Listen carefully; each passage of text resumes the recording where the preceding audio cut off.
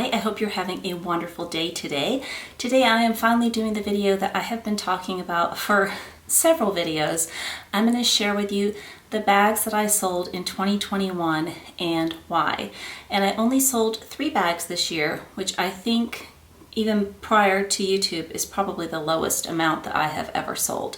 And I have been mentioning on videos that going forward, I have no plans to sell. Now, never ever say never, because especially on YouTube, people will come after you and be like, you said, but I don't have any plans to sell anything going forward. So, sorry, my daughter was texting me and that distracted me. Hang on. Okay, sorry about that. If y'all follow me at all, you know, if my family calls or my children text or any of that, I stop what I'm doing for them. So I need to answer her back. So I sold 3 bags this year, but I'm going to talk about 4 and you'll see why in just a moment. Before I get into that, if you're new to my channel, my name is Melinda. If you're returning, welcome back. I'm glad to have you again. If you haven't done so already, I'd love it if you just take a moment, hit that subscribe button down below and that bell notification.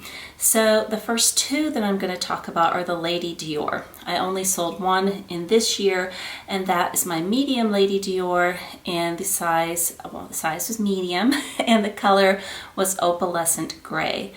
This is a stunningly beautiful, beautiful bag. It was absolutely gorgeous. The other one I sold, I believe last year, maybe the year before. I'm not good at remembering years. They're not, I don't do well with that.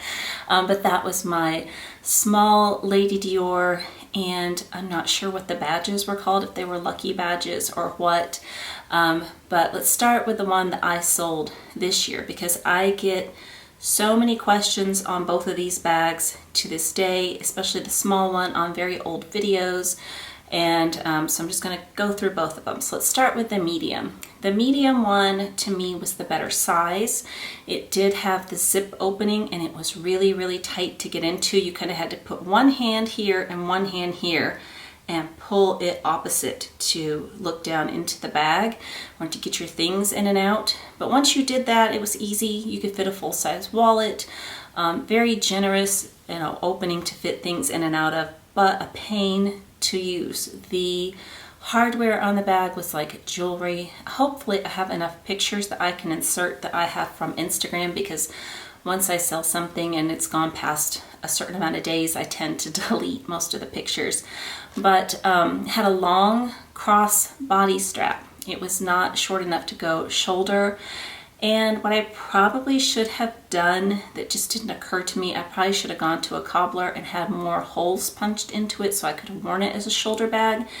To me, that's a very awkward crossbody bag. It is a box, and it is just a box. It just doesn't, on my frame, it just doesn't look good crossbody, and neither did the small one.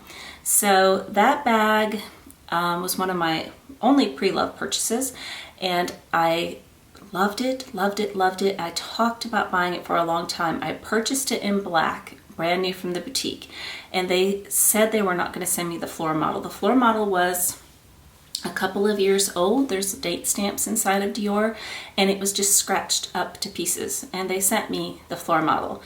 And I sent it back, but I kept it, you know, overnight, because had to wait for the morning to send it back.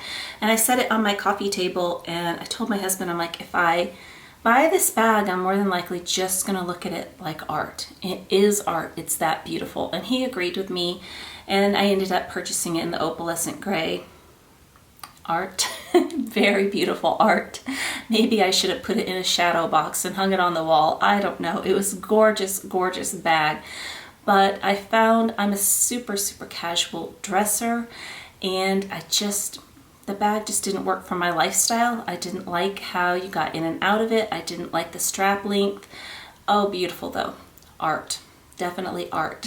The small one had the flap opening where you would pull it up. A little bit easier. You really had to put your hand down and pull it up, so, you know, it would leave marks underneath of the lambskin, which is fine. The medium, I don't think there was a single scratch on that one. And the small, the only scratches were from that, none on the bottom, the body of the bag. Dior makes the best lambskin next to Fendi. I think they're even. They're just amazing. Don't be afraid of their lambskin. They're awesome. Nothing like Chanel's lambskin. But it was still not that easy.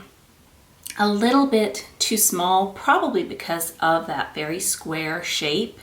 And the shoulder strap, while it looked better crossbody because it was thicker, I grew very tired of the badges. And if you took the badges off, it left, you know, these little marks where you were supposed to hook the badges into. And also the shoulder strap, kind of like I talked about my Fendi bag. If you watched my hits and misses of 2021, I purchased a Fendi Strap U for that bag. And the Fendi bag is so small, it kind of knocks that bag over. The strap's a little bit heavier than the bag. So you just had to be very cautious the way you set the bag down. And again, very, very dressy. And I'm not dressy, and it just wasn't working for my lifestyle. Those two, well, all four today, zero regrets whatsoever. There are some things that I look back in the past, I'm like, you know, if I had kept that, I probably would use that today. But those two, no, I'm always going to be a very casual dresser. I'm never going to like that shape on me crossbody. They just don't work for me. But I think that the bags are amazing. I would recommend them. I would recommend you try it on and just see how you like it on your frame, because we all like things to fit us very differently. And you may think on you, and I may think on you too, that it looks absolutely gorgeous crossbody, but on me, it was just a miss on me crossbody. So the next two, I did have a little vlog sale sometime this spring, and I sold a ton of small leather goods. I don't even remember what small leather goods I sold. A lot of those, I'm not going to get into that. I am doing really good about not repurchasing a lot of small leather goods. I've bought a few, but I let way more go than I have let come in this year. But I let 2 Chanel bags go, both classics. And a lot of people gave me a lot of heat for this one. The Chanel reissue in the size 226, which is the equivalent of the jumbo. It's a little smaller than the classic jumbo flap, but that is what they call it. And it was in the black distressed calfskin with the ruthenium hardware. I bought this bag and it came with a lot of problems. I sent it back, thought about it, and I got another one sent to me, and it was perfect. And I thought, this is just the best of every world with Chanel. It fit as much as a jumbo flap, maybe a little bit less. It didn't have the weight of a jumbo flap, but there was a few little things about it that I didn't like. If you didn't have it quite full enough, it wasn't so easy to get that turn lock to go through. But the main reason that I sold it is I took this bag on a trip with my girlfriend Linda. We went to Beverly Hills and we wanted to wear matching bags. So her idea, which I should have gone with, was to bring one of our Speedy B 25s. That's what I should have done. No. I said, we're going to Beverly Hills. Let's bring our Chanel reissues. Bad idea, very bad idea. It hurt my shoulders so bad. It had never hurt me before, and I don't think in a normal situation it would hurt me, like just going to the mall. But you're talking a few days in a row of being out from morning till night, just walking and sightseeing and all that stuff. And I always wear my bags on my left shoulder, and I got to where I had to switch that one to my right shoulder. And when I got home from that trip, I just never ever reached for that bag again. It just, every time I looked at it, I thought, ouch, which I know it wouldn't have hurt. I could wear it to the grocery store. Like I said, I could wear it. It didn't start to hurt until like day 2 or 3. It wasn't like day 1 I noticed it. It was after, a few days of being out, and I realized it just didn't work for me. I think it's a really neat bag. It is one of the only ones that I could crossbody. A little bit short on me and a little bit of an awkward crossbody shape, but if you wanted to be totally hands-free, it did work. The weight of it, much lighter than the jumbo. I definitely couldn't have worn my jumbo for that amount of time either. So that is why I chose to let that one go. And the third one was my Chanel medium flap, and the color was just called dark blue. That color was such a unique color. It was such a chameleon. It changed from like a teal green to a deep navy. It was very hard to capture the exact color. I have never ever been shy to share the truth of how I feel about Chanel lambskin, and I do not like it.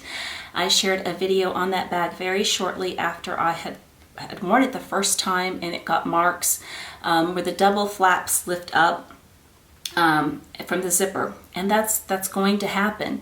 But it happened because I just went to a date. I went to a restaurant, came home, left the bag closed on my dresser, and from leaving it closed, that little amount of pressure, the bag was not overstuffed, anything like that. Their lambskin to me is so delicate. I had a Chanel mini, and I felt like if you just looked at it, and I tried my best when I sold these bags to show everything. They don't show on camera. If I had the bag with me right now, you would think there is not a mark on it. And they're beautiful. The lambskin is beautiful, but that is the nature of Chanel's lambskin, and I didn't like it. And I also didn't like that it was just another thing that I had to worry about in the rain. So I already didn't like how delicate it was. And it's like so cloudy right now, and it's the middle of the day. I didn't like having to worry about using it in the weather. And I have a Chanel medium flap in caviar leather, and it's black with gold. And I like that one so much better. The other one, you've seen pictures, it had silver hardware, and it was pretty. I think it would have been prettier maybe with champagne gold. You know, my taste kind of changed after I bought that bag.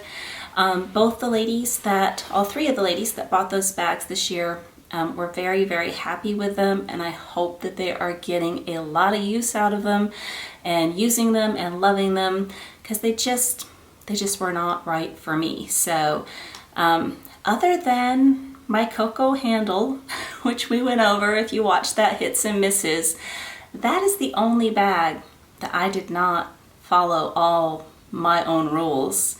And I have a video on that too, where what I go through before I buy a bag and what I now go through after I buy a bag, which some lady told me that once you buy it, you should keep it. And I'm like, if you have that kind of money, you go for it. But if it hasn't been used, I'm sending it back. But when I get a bag now, I will put my things in it, and I will walk around my house. I will open it up, take my wallet out, get my sunglasses out, put them back in, walk around a little bit more, feel the weight on my shoulder. I did none of that with a cocoa handle, none of it, which doesn't mean the bag's not going to work for me eventually.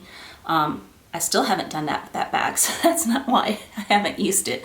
But that's kind of my thing going forward, to also help me to not sell, to make sure that it will work for you, because you don't always know until it's in your possession. And if I had kept all the things over the years that I thought were gorgeous, but that were too heavy or didn't work, or, you know, I would just have a closet full of just misses. And currently, I only consider the cocoa handle a miss in my closet right now, and I'm sure one of these days I'm going to turn that around and I will feel like it is a hit. I just haven't got there just quite yet. So I hope this was helpful. If you're considering any of those bags, I think they are absolutely fabulous. They just didn't work for me. So many people say that Chanel's lambskin was beyond better back in the day. I can't attest to that because I've never, I don't have any vintage Chanel bags, and I flat out refuse to buy a lambskin flap ever again. It's not happening. So I don't think I'll ever buy a classic flap again, period. Again, don't say that on YouTube, but I really just don't see me doing that going forward. I don't reach for them as much as I used to. I like crossbody bags better right now. So, you know, maybe someday if that changes, you know, I might do that. So thank you for watching. I hope you have an amazing day. Take care. Bye-bye.